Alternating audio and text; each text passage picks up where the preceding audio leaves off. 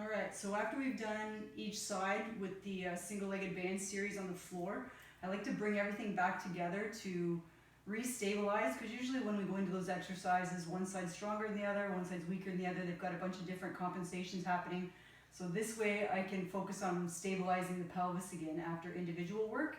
So I'm going to try to recognize I'm square on the floor, try to make sure you're not shifted one way or the other. Squeeze that block between your knees. You don't have to have your band on, I just haven't taken mine off yet. Draw your feet back to make sure that your heels are right under your knees, squeezing your block. I'm going to tuck the pelvis under a little bit, and I'm going to pop up. If your bridge works well for you, you're going to see that your core muscles set perfectly right into your abdomen wall. All right. If you've got muscle tightnesses in your hip flexors and quads, you might have a hard time going into a good bridge. You might get stuck part way, and you might notice your core pop because you're tight, and your tight muscles are inhibiting that setting of the core. So that's just a matter of getting those glutes strong. So as soon as these guys start working, these guys stretch out, you're going to see that you have a lot more control over your bridge. If you can get this, that means you're going to get your back supported.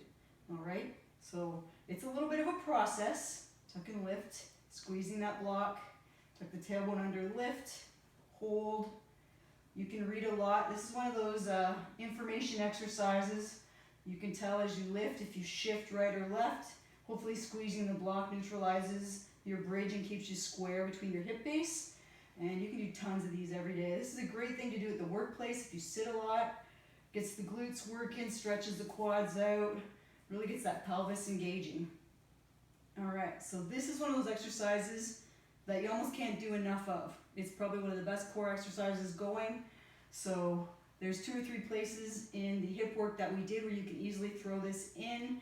And I think what we'll do now is lead into the rotation series, the anterior rotation series that Brenda did, and show you guys how to correct an anterior pelvic tilt to the right side.